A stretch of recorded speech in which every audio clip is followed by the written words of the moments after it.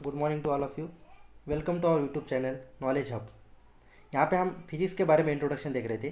पिछले जो भी सेशन था हमारा, उसके अंदर फिजिक्स के कुछ क्वांटिटीज़, उसके इंट्रोडक्शन, कुछ क्वांटिटीज़ के एग्जांपल्स हमने देखे थे। अब इस वीडियो में हमने जो भी यूनिट्स होते हैं, यूनिट्स एंड मेजरमेंट के अंदर यूनिट जो होता है वो हम देखेंगे यूनिट के चैप्टर के अंदर। ओके, पिछले टाइम जो हमने देखा था वो था हमारा वेक्टर एंड स्केलर क्वांटिटी के बारे में। जैसे कि हमने बोला था कि क्वांटिटी एंड मेजरमेंट, तो मेजरमेंट का एक टॉपिक बचा था, वो हम बाद में लेंगे। पहले हम इस टॉपिक के अंदर यूनिट के बारे में देख रहे हैं, यूनिट क्या होता है। तो यहाँ पे जैसे कि आपको कौन सी भी फिजिकल क्वांटिटी मेजर करनी है, तो उस मेजर करने के लिए कुछ यूनिट की ज़रूरत होती है। फॉर एग्ज़ाम्पल, मुझे किसी चीज़ का मास मेजर करना है। फॉर एग्ज़ाम्पल, मुझे किसी चीज़ का मास मेजर करना है, किसी ऑब्जेक्ट का मास मेजर करना है। फॉर एग्ज़ाम्पल, मेरे पास एक ऑब्जेक्ट है, उसका मुझे मास मेजर करना है। तो मास मेजर करने के लिए मेरे पास यूनिट होना चाहिए। मैं ऐसे नहीं कर सकता कि इसका मास 2 लीटर है, ओके, नहीं तो इसका मास है 2 सेंटीमीटर, ऐसे नहीं बोल सकता हम। ओके, तो उसका मास 2 सेंटीमीटर, 2 मीटर, ये हम नहीं बोल सकते। उसको पर्टिकुलर यूनिट होना चाहिए किसी भी क्वांटिटी को मेजर करने के लिए। तो उस क्वांटिटी को मेजर करने के लिए मेरे पास यूनिट नहीं होता, तो मैं उस क्वांटिटी को एक्सप्रेस नहीं कर पाता। ओके, तो मुझे कुछ स्टैंडर्ड यूनिट होनी चाहिए जहाँ पे मैं उस क्वांटिटी को मेजर करूँ और मुझे अगला जो भी उस क्वांटिटी के ऊपर काम करना है। फॉर एग्जांपल, किसी चीज़, कोई कंपनी है, वो किसी प्रोडक्शन के बारे में सोच रही है, तो उसको प्रोडक्शन करना है और उसको रॉ मटेरियल लग रहा है। तो उस रॉ मटेरियल लग रहा है, तो उस रॉ मटेरियल को वो ऑर्डर करते हैं। तो उसके अंदर उस मटेरियल कितना लग रहा है ये मटेरियल, तो उसके कुछ यूनिट में उसको क्वांटिटी में मेजर करना होता है उसको। तो फॉर एग्जांपल, वही रॉ मटेरियल, ये जो बॉक्स दिया है, फॉर एग्जांपल एक रॉ मटेरियल है, उसको मुझे एक 2 टन इतना रॉ मटेरियल चाहिए। तो मैं ऐसे नहीं बोल सकता 2 सेंटीमीटर मुझे रॉ मटेरियल दो, तो ये गलत बात होती है। इसीलिए हमें किसी भी क्वांटिटी को मेजर करने के लिए हमारे पास यूनिट होना चाहिए। तो ये यूनिट को हम देखने वाले हैं। तो यूनिट की डेफिनेशन हम देखेंगे यहाँ पे। फर्स्ट ऑफ ऑल, क्या है unit? The chosen standard for, कौन से भी एक ऐसा चूज़ किए वाला स्टैंडर्ड जो यूज़ करते हैं मेजरिंग द फिजिकल क्वांटिटी, हम उसको क्या बोलते हैं? यूनिट। एक सिंपल डेफिनेशन है कि the chosen standard use for the measuring a physical quantity is called unit. अब देखो, यूनिट के बारे में कुछ ज़रूरी चीज़ें होती है जो कि हम यहाँ पे देखने वाले। Unit should be, the unit should be, क्या होना चाहिए यूनिट के अंदर? हम किसी भी चीज़ को स्टैंडर्ड नहीं बोल सकते। ओके, किसी भी यूनिट को हम स्टैंडर्ड नहीं बोल सकते। तो स्टैंडर्ड यूनिट होने के लिए कुछ, उस यूनिट ने कुछ फॉलोइंग प्रॉपर्टीज़ फॉलो की करनी होती है। तो क्या प्रॉपर्टी वो फॉलो करे, तो उसको हम स्टैंडर्ड यूनिट बोलते हैं। Okay, the unit should be well defined, उसकी डेफिनेशन अच्छी होनी चाहिए। जो भी यूनिट है, फॉर एग्जांपल लेंथ मेजर कर रहे हैं तो हम मीटर में मेजर करेंगे। तो ये मीटर वाली जो लेंथ है, इतना मीटर मतलब इतनी लंबाई होती है, ये स्टैंडर्ड रहनी चाहिए। जैसे कि मैं इंडिया में हूँ, इंडिया के अंदर मेरे पास यहाँ से लेकर यहाँ तक की लंबाई 1 मीटर है। तो मैं वही चीज़ फॉरेन कंट्री में ऑर्डर कर रहा हूँ, तो मुझे भी सेम लंबाई की चीज़ मिलनी चाहिए जो 1 मीटर बोली जाती है। तो एक स्टैंडर्ड होना चाहिए पूरे यूनिवर्स के अंदर, मतलब कि पूरे वर्ल्ड के अंदर हमारे पास ये स्टैंडर्ड यूनिट होना चाहिए। ओके, सो ये यूनिवर्सल स्टैंडर्डनेस उसको रहना चाहिए। 1 मीटर मतलब उतना ही होता है, ये अमेरिकन कंट्री के अंदर भी उतना ही होना चाहिए, इंडियन कंट्री के अंदर भी उतना ही होना चाहिए। तो उसको बोलते हैं वेल डिफाइंड, वेल स्टैंडर्ड, उसको हम बोलते हैं। ओके, ये वेल डिफाइंड होना चाहिए। नेक्स्ट है इजी टू रिप्रोड्यूस। ओके, वो इजी होना चाहिए, हमारे पास रिप्रेजेंटेशन के लिए इजी होना चाहिए। फॉर एग्जांपल, कोई यूनिट हम ऑर्डर कर रहे हैं 1 मीटर, तो उसको लिखने में बहुत टाइम लग रहा है, उसको रिप्रेजेंट करने में टाइम लग रहा है, उसको डिफ़िकल्ट जा रहा है, तो ये हमारे पास फिजिबल नहीं होता।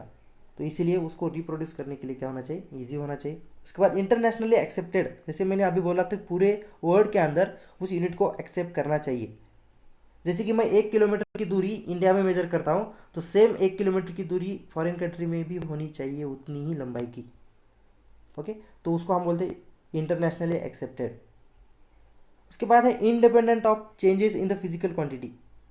वो जो फिजिकल क्वांटिटी चेंज होती है उसके ऊपर डिपेंड नहीं होना चाहिए। ओके, तो ये जो फॉलोज है, और ये जो कुछ 4 पॉइंट्स है जो कि स्टैंडर्ड यूनिट ने फॉलो करनी चाहिए। ओके, अब यूनिट के बारे में हमने देखा कि यूनिट क्या है। ऐसी chosen standard use for measuring the physical quantity is called its unit. Okay, chosen standard use for measuring the physical quantity is called unit. ये आपकी एक सिंपल डेफिनेशन याद रखना है। Okay, so there are usually two types of the units. Units के दो type होते हैं। कौन से टाइप होते हैं यूनिट के? एक तो फंडामेंटल यूनिट होता है, हम बेसिक यूनिट बोलते हैं, एक फंडामेंटल यूनिट, और उसके बाद डिराइव्ड यूनिट। अब fundamental unit and derived unit के अंदर क्या फ़र्क है? Okay, fundamental unit and derived unit के अंदर क्या फ़र्क है वो हम डेफिनेशन के थ्रू, उसके एग्जाम्पल के थ्रू हम देखेंगे। फंडामेंटल मतलब मैं कि ओरली बताता हूँ कि फंडामेंटल मतलब कि ऐसा यूनिट जो बेसिक है और वो किसी के ऊपर डिपेंड नहीं है। ओके, उसको हम फंडामेंटल बोलते हैं। डिराइव्ड यूनिट मतलब कि जो टू और मोर फंडामेंटल यूनिट के ऊपर डिपेंड होता है। ओके, तो उसको हम क्या बोलते हैं? फंडामेंटल और बेसिक यूनिट। तो फंडामेंटल यूनिट की यहाँ पे डेफिनेशन देखो, हम स्टार्ट करेंगे फंडामेंटल यूनिट से। यहाँ पे हमारे पास फंडामेंटल यूनिट है। फंडामेंटल यूनिट क्या होता है? The standard units which are independent of each other. ऐसे कुछ यूनिट जो एक दूसरे के ऊपर डिपेंड नहीं होते, ऐसे स्टैंडर्ड यूनिट जो एक दूसरे के ऊपर डिपेंड नहीं होते, these units are called fundamental unit which are independent on each other. याद रखो, फंडामेंटल यूनिट अपने एक दूसरे के ऊपर डिपेंड नहीं होते। फॉर एग्जाम्पल लेंथ का यूनिट, हम लेंथ के यहाँ पे एग्जाम्पल दिए, देर आर 7 फंडामेंटल यूनिट। देखेंगे हम पहले, देर आर 7 फंडामेंटल यूनिट। कौन से यूनिट है फंडामेंटल? फर्स्ट यूनिट है लेंथ, उसके बाद है मास, उसके बाद है टाइम, याद रखना, उसके बाद है temperature, electric current, luminous intensity, amount of substance. तो ये जो फंडामेंटल यूनिट है, टोटल 7 फंडामेंटल यूनिट्स है। एंड ये सब यूनिट्स एक दूसरे के ऊपर डिपेंड नहीं है, खुद का वैल्यू, उसको खुद का कुछ स्टैंडर्डनेस है, इसलिए हम उसको फंडामेंटल यूनिट बोलते हैं। Okay, so these are the 7 fundamental units which we have to study. So ये जो यूनिट के बारे में हम देख रहे हैं, इसके अंदर फंडामेंटल यूनिट जो है वो बहुत इंपॉर्टेंट है, जिसके ऊपर और जिसका यूज़ करके हम डिराइव यूनिट बना सकते हैं। तो ये फंडामेंटल यूनिट, उसकी वैल्यू, उसका जो रिप्रेजेंटेशन है, सिंबल क्या है, वो सब हमें जानकारी होनी चाहिए। तो हम देखेंगे डिराइव्ड यूनिट के बारे में शॉर्टली, बाद में डिराइव्ड यूनिट होने के बाद फंडामेंटल यूनिट कौन से है, उसका सिंबल क्या है, ओके, और यूनिट, सिस्टम ऑफ यूनिट, ये भी चीज़ देने वाले। तो हम देखेंगे डिराइव्ड यूनिट। डिराइव्ड यूनिट किसको बोलते हैं? जैसे कि फंडामेंटल मैंने बोला कि जिस एक दूसरे के ऊपर डिपेंड नहीं होते, उसको फंडामेंटल बोलते हैं। तो डिराइव्ड यूनिट क्या है? डिराइव्ड मतलब कि किसी चीज़ को खोजा वाला है, मतलब किसी चीज़ को यूज करके उसका जो अलग एक्सप्रेशन मिलता है, उसको डिराइव्ड बोलते हैं। इसके मैथमेटिक्स में होता है डेरिवेशन। सो वैसे ही डिराइव्ड यूनिट क्या होता है? If a physical quantity is express in terms of 2 और more fundamental units.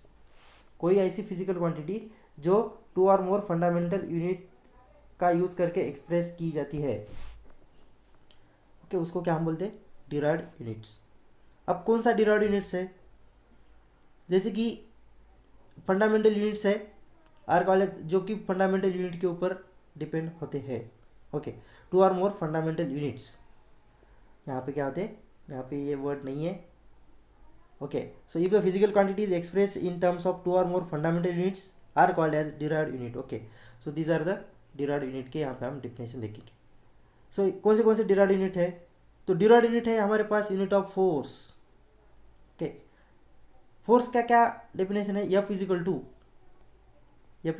M into a, mass into acceleration, हम उसको फोर्स बोलते हैं। देखो, मास जैसे हमने देखा यहाँ पे एक ये फंडामेंटल यूनिट है। एक्सेलरेशन क्या है? एक्सेलरेशन भी एक डिराइव्ड यूनिट है। इसका मतलब एक्सेलरेशन बना है 2 फंडामेंटल यूनिट से, मीटर पर सेकेंड स्क्वायर जैसे हम बोलते हैं, तो चेंज इन वेलोसिटी एक्सेलरेशन बोलते हैं हम। तो ये एक्सेलरेशन भी एक डिराइव्ड यूनिट है और मास एक फंडामेंटल यूनिट है। इसका मतलब कॉम्बिनेशन करके ये फोर्स बना है। ओके, 2 और मोर फंडामेंटल यूनिट का यूज करके क्या बना है? डिराइव्ड यूनिट्स बना है। तो जिसका जो भी हमारे पास फॉर्मूला आता है हम देखेंगे उसका। ओके, उसके बाद मोमेंटम, जैसे कि मैंने बोला तो आपको कि P is momentum. So momentum is equal to mass into velocity, product of mass into velocity. तो ये भी एक क्या है? डिराइव्ड यूनिट है। तो ये derived unit and fundamental unit के बारे में हम यहाँ पे देख रहे हैं। ओके, सो डिराइव्ड यूनिट। उसके बाद वर्क भी क्या है? डिराइव्ड यूनिट है। वर्क भी क्या है? डिराइव्ड यूनिट है। Potential energy also derived unit, जैसे कि आपको मालूम है mgh पोटेंशियल एनर्जी। तो उसके अंदर भी मास, ग्रेविटी एंड हाइट, ये तीनों चीज़ें आती है। हाइट को लेंथ पे मेजर करेंगे, जैसे कि हमारे पास लेंथ एक फंडामेंटल यूनिट है, उसका यूज़ हुआ। उसके बाद हमारे पास ग्रेविटेशन एक्सेलरेशन है, एक्सेलरेशन टू ग्रेविटी जी, उसकी भी वैल्यू, उसका भी एक यूनिट होता है जो फंडामेंटल यूनिट से बना वाला होता है। इसलिए हम उसको क्या करते हैं? डिराइव्ड यूनिट के अंदर, कैटेगरीज के अंदर डालते हैं उसको। So potential energy is the example of derived unit. Density also is an example of derived unit. So these are the some basic derived units. हम अगले पेज में देखेंगे कि जहाँ पे derived unit के कौन से एग्जाम्पल्स है, वो कैसे आए हैं, और फंडामेंटल यूनिट कौन से हैं. तो यहाँ पे हम देखेंगे कि सिस्टम ऑफ यूनिट, जो नेक्स्ट पॉइंट है हमारा, सिस्टम्स ऑफ यूनिट. कौन सी सिस्टम्स होते हैं. जैसे कि हम यूनिट चैप्टर देख रहे हैं, यूनिट चैप्टर के अंदर हमारे पास कुछ यूनिट को मेजर करने के कुछ सिस्टम्स होते हैं. ओके, तो हर सिस्टम, जिस सिस्टम को हम फॉलो कर रहे हैं उस सिस्टम में यूनिट मेजर करना होता है. Okay, length, mass and time, इन तीनों फैक्टर को कौन से सिस्टम में यूज़ कर रहे हैं वो डिसाइड करता है कि तुम कौन सा यूनिट यूज़ कर रहे हो. सीजीएस सिस्टम में यूज़ कर रहे हो तो सीजीएस का अलग यूनिट आएगा. एफपीएस सिस्टम में यूज़ कर रहे हो तो एफपीएस का अलग आएगा. तो ये 4 सिस्टम ऑफ यूनिट है. ओके, तो सिस्टम ऑफ यूनिट क्या होता है. Usually physical quantities are measured in the system of unit. कौन से सिस्टम्स ऑफ यूनिट है देखेंगे हम. फर्स्ट सिस्टम है हमारे पास सीजीएस सिस्टम. फर्स्ट सिस्टम कौन सी है हमारे पास, सीजीएस सिस्टम. इस सिस्टम के अंदर हम क्या करते हैं. ओके, इस सिस्टम के अंदर हमारे पास कौन सी ये है मेथड है जो हम इस सिस्टम ऑफ यूनिट को फॉलो करते हैं. देखेंगे आप सिस्टम ऑफ यूनिट के अंदर पहली जो भी सिस्टम है हमारे पास, सीजीएस सिस्टम है, इसको हम देखेंगे. सीजीएस का फुल फॉर्म होता है centimetre, gram and second. Centimetre, gram and second system. तो इस second system, centimetre, gram and second system, इसका मतलब क्या होता है. Length is measured in centimetre, mass is measured in gram, and time is measured in second. So ये LMT, length, mass and time, ये तीनों की वैल्यू सीजीएस सिस्टम के अंदर, लेंथ हम सेंटीमीटर में मेजर करेंगे, जो भी मास है हमारा केजी के अलावा हम क्या करेंगे, ग्राम में मेजर करेंगे. टाइम आवर्स में नहीं तो सेकंड में मेजर करेंगे. ओके, आवर्स नहीं करना होता है, यहाँ पे जो भी सिस्टम ऑफ यूनिट है सेकंड में टाइम मेजर करते हैं. सो यहाँ पे देखेंगे उसकी डेफिनेशन. सीजीएस सिस्टम के अंदर क्या होता है, this system units of length, mass and time are measured in the centimetre, gram and second respectively. Okay, length, mass and time हम सेंटीमीटर, ग्राम एंड सेकंड में मेजर करते हैं. सीजीएस सिस्टम को हम दूसरा नाम देते हैं जो कि हम उसको बोलते हैं मेट्रिक और फ्रेंच सिस्टम. याद रखना, ये दोनों वर्ड बहुत इंपॉर्टेंट है. आपके 11th-12th में जो भी आपकी नीट एग्ज़ाम, JEE, IIT जो एग्ज़ाम होती है उसके अंदर सीजीएस सिस्टम का, उसको क्या बोलते हैं, और सिस्टम कौन सी सिस्टम है उसका नाम है मेट्रिक और फ्रेंच सिस्टम. तो ये दोनों याद रखना. सीजीएस सिस्टम को हम मेट्रिक एंड फ्रेंच सिस्टम बोले. नेक्स्ट जो सिस्टम है हमारे पास है FPS system. Okay, FPS system के अंदर क्या बोलते हैं हम, फुट, पाउंड एंड सेकंड. जो भी हमारे पास तीनों क्वांटिटीज है, कौन सी क्वांटिटी है, physical quantity, length, mass and time. ये तीनों फिजिकल क्वांटिटी को हम लेंथ को मेजर करेंगे फुट के अंदर, मास को हम पाउंड में मेजर करेंगे क्योंकि वेट है वो मास. उसके बाद जो टाइम है हमारे पास जो सेकंड में मेजर करते हैं. So length, mass and time are measured in foot, pound and second respectively. So इस सिस्टम को हम बोलते हैं एफपीएस सिस्टम. जैसे कि हमें सीजीएस सिस्टम को एक नाम है, वैसे ही FPS system is also called as British system of unit. ये ब्रिटिश सिस्टम ऑफ यूनिट उसको बोलते हैं हम, एफपीएस सिस्टम को. किसको बोलते हैं, एफपीएस सिस्टम. इसके नाम के अंदर ही उसका लेंथ, मास एंड टाइम किस में मेजर करते हैं इंडिकेट होता है. जैसे कि एफ मतलब फुट, और उसको हम बोलते हैं पहला जो भी क्वांटिटी हमारे पास लेंथ, मास एंड टाइम है. सो लेंथ फुट, उसके बाद मास हम पाउंड में मेजर करेंगे और टाइम हम सेकंड में मेजर करेंगे इस सिस्टम के अंदर. नेक्स्ट सिस्टम हमारे पास है एमके सिस्टम. अब एमके सिस्टम के अंदर ही लेंथ, मास एंड टाइम किस में मेजर करते हैं, या हम देखेंगे लेंथ को हम मेजर करेंगे मीटर के अंदर. ओके, यहाँ पे मास हुआ है, लेंथ को हम मेजर करेंगे मीटर के अंदर. Okay, metre. उसके बाद मास को हम मेजर करेंगे किलोग्राम, एंड टाइम को हम मेजर करेंगे सेकंड के अंदर. ओके, तो यहाँ पे मास नहीं है, मीटर है. सो लेंथ, मास एंड टाइम हम क्या करेंगे, मीटर, किलोग्राम एंड सेकंड इसके अंदर यूज करते हैं. Okay, so length, mass and time are measured in mass in kilogram और टाइम इन सेकंड, और मेजर्ड इन मीटर. लेंथ को हम मेजर करेंगे मीटर, ओके, मास को हम किलोग्राम एंड टाइम को हम क्या करते हैं, लेंथ को, सॉरी हमारे पास एमके सिस्टम है तो लेंथ को हम मीटर में मेजर करेंगे. Okay, metre. उसके बाद हमारे पास मास है तो किलोग्राम एंड टाइम है तो सेकंड, इसके अंदर हम यूज़ करते हैं. अब हमारे पास जो एमके सिस्टम है उसी का एक्सटेंडेड मॉडिफाइड फॉर्म हम ऐसा सिस्टम को बोलते हैं जो कि हम फिलहाल यूज़ करते हैं. एमके सिस्टम का एक्सटेंडेड मॉडिफाइड फॉर्म है, उसको हम क्या बोलते हैं, एमकेएस सिस्टम. ओके, और उसको हम उस फॉर्म को क्या बोलते हैं, एसआई सिस्टम बोलते हैं। तो ये एसआई सिस्टम किसका फॉर्म है, एम के सिस्टम का ही मॉडिफाइड फॉर्म है। अब ये कब फॉर्म हुआ, ये कब हुआ, in the international conference of the weights and the measurement, जो हुई थी जिनेवा के अंदर, international conference of weights and measurement, उस कॉन्फ्रेंस के अंदर जो की हुई थी तकरीबन 1960 को हुई थी शायद। तो international conference of the measurement के अंदर, जिनेवा के अंदर जो 1960 के अंदर हुई थी, उस सिस्टम के अंदर एसआई सिस्टम ऑफ यूनिट को अडोप्ट किया है हमने, और उसको एक्सेप्ट किया है on the basis of comprehensive consensus. हमने उसको कुछ कॉन्फ्रेंसिव सेंसेस किए और उसको हमने एक स्टैंडर्ड यूनिट और स्टैंडर्ड सिस्टम बोल के हमने यूज़ किया है, और उसका नाम क्या है, तो उसका नाम है इंटरनेशनल सिस्टम ऑफ यूनिट, उसको बोलते हैं हम एसआई सिस्टम। और उस एसआई सिस्टम के अंदर हम क्या करते हैं, लेंथ को हम मीटर में मेजर करते हैं, मास को किलोग्राम में, एंड टाइम को सेकंड के अंदर यूज करते हैं। तो ये चीज़ याद रखनी है आपको, एसआई सिस्टम। और फिलहाल हम जो भी हमारे चैप्टर के अंदर इसके आगे देखेंगे वो सब यूनिट्स हमारे एसआई सिस्टम के अंदर होंगे, क्योंकि 1960 के अंदर जिनेवा के अंदर जो भी कॉन्फ्रेंस हुई थी उसके बाद हम पूरे वर्ल्ड ने एसआई सिस्टम को as a standard unit measure करने से यहाँ पे स्टार्ट किया है। तो यहाँ पे हम क्या करेंगे, ये एसआई सिस्टम हम as a standard system use करते हैं। इसके बाद एक हमारे पास एक शॉर्ट ओवरव्यू है, जहाँ पे चारों सिस्टम को एक डायग्रामेटिकली और टेबुलर फॉर्म में मैंने उसको ये किया है। तो टेबुलर फॉर्म के अंदर देखेंगे यहाँ पे एक कॉलम है जहाँ पे सिस्टम यूज़ किए हैं, जैसे कि हमने अभी देखा, वो एक जस्ट रिवीजन है आपको याद रखने के लिए कि यहाँ पे सिस्टम है units of length mass and time expressed in which. तो लेंथ को हम मास को और टाइम को किस यूनिट में मेजर करते हैं यहाँ पे देखेंगे। फर्स्ट सिस्टम हमारे पास कौन सी थी, सीजीएस सिस्टम। सीजीएस सिस्टम मतलब centimetre gram and second system. यहाँ पे लेंथ को हम सेंटीमीटर में मेजर करेंगे, मास को ग्राम में, और हमारे पास क्या है, टाइम को हम सेकंड में मेजर करेंगे। जैसे कि एफपीएस सिस्टम में उसको हम, एफपीएस सिस्टम के अंदर लेंथ को फुट में, उसके बाद मास को पाउंड में, और टाइम को सेकंड में मेजर करते हैं। उसके बाद एम के सिस्टम हमारे पास है मीटर, किलोग्राम एंड सेकंड में। सेम यूनिट एसआई सिस्टम के अंदर होता है, it is a modified form of M K system. तो इसीलिए हम 1960 के बाद एसआई सिस्टम ही यूज़ करते हैं हमारे यहाँ पे, जो हम मीटर, किलोग्राम एंड सेकंड लेते हैं, किसको, लेंथ, मास एंड टाइम को। तो ये हमारे पास टेबुलर फॉर्म हुआ सिस्टम ऑफ यूनिट के अंदर का। हम देखेंगे जो नेक्स्ट टॉपिक है हमारा, नेक्स्ट पॉइंट है उसको, जो कि फंडामेंटल यूनिट्स। अब देखो फंडामेंटल यूनिट्स क्या होते हैं। तो फंडामेंटल यूनिट्स हमारे पास कौन से फंडामेंटल यूनिट्स है, जैसे कि मैंने आपको बोला कि देर आर 7 फंडामेंटल यूनिट्स। कितने फंडामेंटल यूनिट है हमारे पास, there are 7 fundamental units. First unit है हमारे पास लेंथ।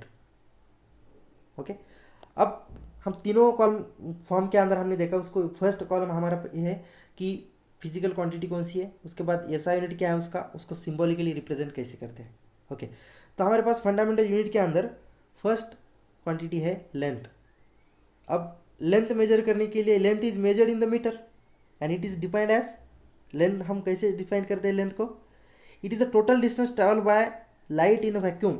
लेंथ को स्टैंडर्ड और एक बहुत सी स्टैंडर्ड डेफिनेशन हमारे पास है, जो हमारे किसी भी, मतलब कि हमें कुछ किसी एग्जाम में नहीं पूछते कि व्हाट इज़ द लेंथ, आपको जानकारी होनी चाहिए, इसलिए मैं बताता हूँ कि लेंथ एग्जैक्टली क्या है। लेंथ क्या है, it is the total distance travel by the light in a vacuum. Okay, so in which second, how many second, 1/299792458 second, इतना जो भी सेकंड होता है उतना हिस्सा होता है सेकंड का ना, 1 by total distance travel by the light in vacuum, कितना डिस्टेंस ट्रैवल किया कितने सेकंड में, 1/299792458 सेकंड। इतनी वैल्यू आपको याद रखने की ज़रूरत नहीं है। आप इमेजिन कर सकते हो कि एक सेकंड का इतना हिस्सा, इतने हिस्से में लाइट ने डिस्टेंस ट्रैवल किया है, कितना डिस्टेंस ट्रैवल किया है, वो वैल्यू मतलब 1 मीटर होती है। ओके, सो ये लेंथ का यूनिट है, सो उसको हम क्या बोलते हैं, 1 metre. Total distance travel by the light in vacuum in this second, that is called 1 metre. अब ये स्टैंडर्ड डेफिनेशन हुई। लेंथ को हम हमारे पॉइंट की तरफ आते हैं। लेंथ हम क्या करेंगे, लेंथ हम मेजर करते हैं मीटर में, उसका ऐसा यूनिट क्या है, मीटर है, और उसका सिंबल स्मॉल एम है। याद रखो, keep in mind, always capital M length को यूज़ नहीं करना है, लेंथ को ऑलवेज क्या करना है, स्मॉल एम, हम लेंथ को स्मॉल एम में मेजर करते हैं। उसके बाद है हमारे पास मास, जो कि हमारी फर्स्ट क्वांटिटी लेंथ है, सेकंड क्वांटिटी कौन सी है, मास। तो मास जो भी हमारे पास फंडामेंटल यूनिट है, फिजिकल क्वांटिटी है, उसका यूनिट क्या होता है, ऐसा यूनिट क्या है, किलोग्राम। मास हम किलोग्राम में मेजर करते हैं। जैसे कि हम बोलते हैं यहाँ पे ऐसा सिस्टम यूज कर रहे हैं, वो modified form of M K system है। Okay, it is a modified form of M K system. इसकी लेंथ, मास एंड टाइम हम किस में करते हैं, मीटर, किलोग्राम एंड सेकंड के अंदर। जैसे कि हमारे पास लेंथ, मास, टाइम, ये तीनों की वैल्यू मालूम है हमारे पास, कौन से ऐसे यूनिट है। लेकिन आगे की जो भी हम देखने, ये स्टैंडर्ड फंडामेंटल यूनिट है, याद रखना। सो मास क्या है, किलोग्राम। हम उसको स्मॉल केजी के अंदर यूज़ करते हैं, कभी भी याद रखना, कैपिटल केजी नहीं यूज़ करने यार, कैपिटल केजी की नहीं यूज़ करने का। यहाँ पे हमें क्या करना है, लेंथ, मास, टाइम हम देखेंगे नेक्स्ट क्वांटिटी। टाइम क्या है, टाइम हम यूज़ करते हैं सेकंड के अंदर। ओके, टाइम का जो भी ऐसा यूनिट है सेकंड है, और उसको स्मॉल एस से इंडिकेट करना है, स्मॉल एस से, कैपिटल एस नहीं। ओके, सो थर्ड क्वांटिटी हमारे पास होगी टाइम। जो फोर्थ क्वांटिटी है हमारे पास फिजिकल क्वांटिटी, उसको हम बोलते हैं टेम्परेचर। सो टेम्परेचर हमारे पास जो भी यूज़ करते हैं उसको हम केल्विन, ऐसा यूनिट है टेम्परेचर का। केल्विन साइंटिस्ट ने जो भी टेम्परेचर की वैल्यू हमारे पास दी है, वो टेम्परेचर का यूनिट, ऐसा यूनिट कौन सा है, केल्विन है। अब देखो, आपको एक बात मालूम होनी चाहिए, केल्विन जो साइंटिस्ट है उसने क्या क्या टेम्परेचर के बारे में कुछ डिस्कवरी की है। अब केल्विन जो होता है हमारे पास, 0 डिग्री सेल्सियस टेम्परेचर मतलब कितना केल्विन होता है, तो ये चीज़ मालूम होनी चाहिए हमारे पास। 0 डिग्री सेल्सियस यानी कि 0 डिग्री सेल्सियस यानी कि कितना टेम्परेचर होता है, 273। ओके, 273.16 ये स्टैंडर्ड यूनिट है जो हम केल्विन में यूज़ करते हैं, 273.16 केल्विन। सो 0 डिग्री सेल्सियस का एक मीनिंग होता है। सो ये टेम्परेचर केल्विन में यूज़ करेंगे, उसको हम थीटा और केल्विन दोनों जो चाहिए वो यूज़ कर सकते हो। सो इलेक्ट्रिक करंट जो हमारे पास फिफ्थ फिजिकल क्वांटिटी है, जो है हमारे पास इलेक्ट्रिक करंट है, हम उसको एम्पियर में मेजर करते हैं। सो एम्पियर उसको कैपिटल में ए देते हैं। कभी भी एक बात याद रखना, जो फंडामेंटल यूनिट का सिंबल होता है, जब कोई सिंबल किसी साइंटिस्ट के नाम के ऊपर होता है, जब कोई क्वांटिटी, किसी क्वांटिटी का यूनिट किसी साइंटिस्ट के नाम के ऊपर होता है, तो उसको सिंबॉलिकली रिप्रेजेंट करते समय उसको कैपिटल यूज़ करना। याद रखना, ये बात बहुत जनों को मालूम नहीं होती है, और कहीं कहीं पे बताते नहीं है ऐसी चीज़, जो कि आपको फर्स्टली हम बता रहे हैं कि जो जब भी किसी साइंटिस्ट का और कोई भी क्वांटिटी, किसी क्वांटिटी का यूनिट किसी साइंटिस्ट के नाम के ऊपर होता है, तो आपको उस क्वांटिटी को उसका सिंबॉलिकली रिप्रेजेंट करते समय उसको आपको क्या करना है, कैपिटल लेना है। फॉर एग्जांपल यहाँ पे एम्पियर है, एक साइंटिस्ट, उसका जो सिंबल है कैपिटल ए है, हम स्मॉल ए नहीं लेते, कैपिटल ए लेना है। क्यों, क्योंकि वो साइंटिस्ट का नाम है। अब देखो ल्यूमिनस इंटेंसिटी, ल्यूमिनस इंटेंसिटी का यूनिट क्या है, ऐसा यूनिट कैंडल है, उसको हम स्मॉल सी डी से दिखाते हैं। तो ये कैंडला क्या है, ल्यूमिनस इंटेंसिटी क्या है, सब हम डिटेल में देखेंगे अगले जो वीडियोज़ लेक्चर हमारे आने वाले उसके अंदर। Okay, so the luminous intensity candela, ये जो यूनिट है हम उसको देखेंगे अगले लेक्चर में। यहाँ पे कैंडेला इसका ऐसा यूनिट है, और उसको सी डी से इंडिकेट करते हैं। कैंडेला आपको 11th-12th के फिजिक्स के अंदर डिटेल में है। ओके, सो ल्यूमिनस इंटेंसिटी। तो अमाउंट ऑफ सब्सटेंस देखो, द अमाउंट ऑफ सब्सटेंस, हम ऐसा यूनिट है उसका क्या है, मोल, और उसको हम MOL, ये जो यूनिट है ये सिंबल है, याद रखो। ये दोनों के अंदर बच्चे बहुत कंफ्यूज होते हैं कि MOLE यूनिट है या MOL यूनिट है। तो सिंबॉलिकली रिप्रेजेंट जब करते हो तो MOL सिंबल है, MOLE उसका लिखते कैसा, कैसा लिखना कैसा है, वो चीज़ यहाँ पे बताइए, MOLE। ओके, तो अमाउंट ऑफ सब्सटेंस मतलब क्या होता है आपको मालूम है, अवोगाड्रो नंबर वो आपने पढ़ा होगा, नहीं है तो आपको 11th-12th के अंदर वो सब चीज़ें पढ़ने वाले हैं हम, क्योंकि 9th हमारी जो भी 9th-10th की जो केमिस्ट्री है उसके अंदर अवोगाड्रोज नंबर और वो सब चीज़ें दी वाली है। ओके, अवोगाड्रोज नंबर क्या होता है, कौन बताएगा। अवोगाड्रोज नंबर होता है 6.023 इंटू 10⁻23, ये अवोगाड्रोज नंबर है। अब ये क्या है वो आप डिटेल में केमिस्ट्री चैप्टर के अंदर हम पढ़ सकते हैं। ओके, सो अवोगाड्रोज नंबर के बारे में यहाँ में, अमाउंट ऑफ सब्सटेंस मतलब क्या होता है, कोई बताएगा क्या। अमाउंट ऑफ सब्सटेंस मतलब क्या होता है, if the number of molecules, atoms और ions present in any substance और एलिमेंट इज 6.023 इंटू 10⁻23, इतने नंबर ऑफ मॉलिक्यूल्स, एटम्स और आयंस किसी सब्सटेंस के अंदर प्रेजेंट होते हैं, तो रिक्वायर अमाउंट ऑफ सब्सटेंस और element is called as 1 mole. हम उसको क्या बोलते हैं, 1 मोल है, ऐसे बोल सकते हैं। तो 1 मोल की डेफिनेशन क्या हुई, 1 मोल की डेफिनेशन होगी कि if the number of molecules, atoms and ions present in the substance are 6.023 into 10⁻23, then require amount of substance is called as 1 mole, हम उसको बोलते हैं 1 मोल है। तो ये हमारे पास फंडामेंटल यूनिट्स, 7 फंडामेंटल यूनिट्स है जो हम यहाँ पे पढ़ रहे हैं। यहाँ पे 5th 6 and 7 total number of fundamental units are 7। First याद रखना है सीक्वेंस से लेंथ मास टाइम, ये तीनों फंडामेंटल यूनिट है। उसका मास, उसका जो यूनिट्स है, सिंबल है मीटर, किलोग्राम एंड सेकंड, जैसे कि सिंबॉलिकली रिप्रेजेंट किया है। जैसे कि यहाँ पे टेम्परेचर, इलेक्ट्रिक करंट, देखो एक सीक्वेंस कैसे लगाते हैं। लेंथ मास टाइम तो सिंपल आपको मालूम है, उसके बाद टेम्परेचर एंड इलेक्ट्रिक करंट लगाना, उसके बाद luminous intensity and amount of substance. यहाँ पे केमिस्ट्री का एक अमाउंट ऑफ सब्सटेंस, हम उसे वैसे नहीं बोल सकते कि ये amount of substance chemistry chapter के अंदर आता है। ये किसी मैटर की स्टडी कर रही है तो ये फिजिकल मैटर है, तो इसीलिए फिजिक्स के अंदर ही ये यहाँ पे भी आ सकता है। तो ऐसे नहीं कि केमिस्ट्री है और केमिस्ट्री की बातें हमें पढ़नी चाहिए, नहीं। अमाउंट ऑफ सब्सटेंस हमारे पूरे मैटर के बारे में स्टडी करती है, और फिजिक्स एक ब्रांच ऐसी है जो मैटर को ही पढ़े यहाँ पे होती है। तो इसीलिए अमाउंट ऑफ सब्सटेंस हम 1 मोल यूज़ करते हैं। तो 1 मोल इज़ 1 एवोगाड्रोस नंबर, हम ऐसे बोलते हैं। So 1 mole is equal to Avogadro's number. तो एवोगाड्रोस नंबर क्या है? 6.023 इंटू 10⁻23। तो ये एवोगाड्रोस नंबर आपको याद रखना है। ओके, कितना एवोगाड्रोस नंबर? 6.023 इंटू 10⁻23। सो ये एवोगाड्रोस नंबर आपको याद रखना है। तो यहाँ पे आपको ये फंडामेंटल यूनिट्स के रिलेटेड कुछ बेसिक टर्म्स हमने देखे।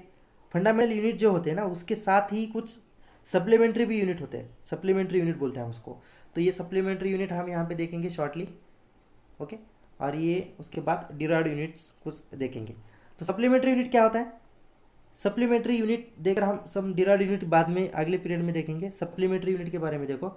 सप्लीमेंट्री यूनिट होता है कि देखो फिजिकल क्वांटिटी दो सप्लीमेंट्री यूनिट के होते हैं, जैसे कि plane angle and solid angle. Okay, तो plane angle and solid angle ये दो सब सप्लीमेंट्री यूनिट्स होते हैं। तो प्लेन एंगल ऐसा सिस्टम, प्लेन एंगल के अंदर हम रेडियन में यूज़ करते हैं, उसका सिंबल RAD यहाँ पे इतना होता है। और उसके बाद सॉलिड एंगल स्टेरेडियन में यूज़ करते हैं। अब प्लेन एंगल मतलब क्या, सॉलिड एंगल मतलब क्या, देखो। तो प्लेन एंगल मतलब क्या होता है कि जो यानी आर्क ऑफ सर्कल और इक्वल रेडियस से बनाया जाता है, उसको प्लेन एंगल बोलते हैं। किसी सर्कल के अंदर की आर्क हम यूज़ करते हैं, उसको प्लेन एंगल है। ओके, तो ये हो गया प्लेन एंगल। और all plane angles are measured in radian. जो कौन सी भी प्लेन एंगल होने दो। फॉर एग्जांपल हमारे पास एक सर्कल है, हम लेंगे एक सर्कल लेंगे यहाँ पे। ओके, फॉर एग्जांपल ये सर्कल है, यहाँ पे एक सेंटर है, उसकी जो ये आर्क है, फॉर एग्जांपल ये पॉइंट और इस पॉइंट के बीच में जो ये आर्क है सर्कल की, उसका एंगल कितना बनता है, ये सर्कल ने ये एंगल कितना बनता है, वो जो एंगल मेजर किया जाता है वो रेडियन में किया जाता है, क्योंकि ये प्लेन एंगल है। ओके, सो ये प्लेन एंगल है, तो उसको हम क्या बोलते हैं? The angle made by the arc of a circle of equal radius, so it's called as 1 radian. तो ये हम बोल सकते हैं कि ये इतना रेडियन है। Okay, so all the angles, all the plane angles are measured in radian. उसके बाद हम स्टेरेडियन का देखेंगे, जो हमारा सॉलिड एंगल का ऐसा यूनिट है। सॉलिड एंगल क्या होता है? सॉलिड एंगल मतलब कि solid angle made of circle of sphere. अब ये जैसे हमारे पास एक स्मॉल प्लेन पेपर के ऊपर का सर्कल है, स्फीयर का जो सर्कल होता है ना, और उसका जो एंगल निकलता है उसको हम बोलते हैं सॉलिड एंगल। ओके, स्फीयर सबको मालूम है। तो स्फीयर फॉर्म जो भी होता है, तो उसको जो भी हमारे पास एंगल मिलता है स्क्वेयर। ओके, तो sphere by the square on the surface of the sphere where the side of the square is equal to the radius of the sphere is called as 1 steradian. अब देखो ये steradian and radian, ये आपको detail में आपको 11th-12th physics के अंदर आएगा।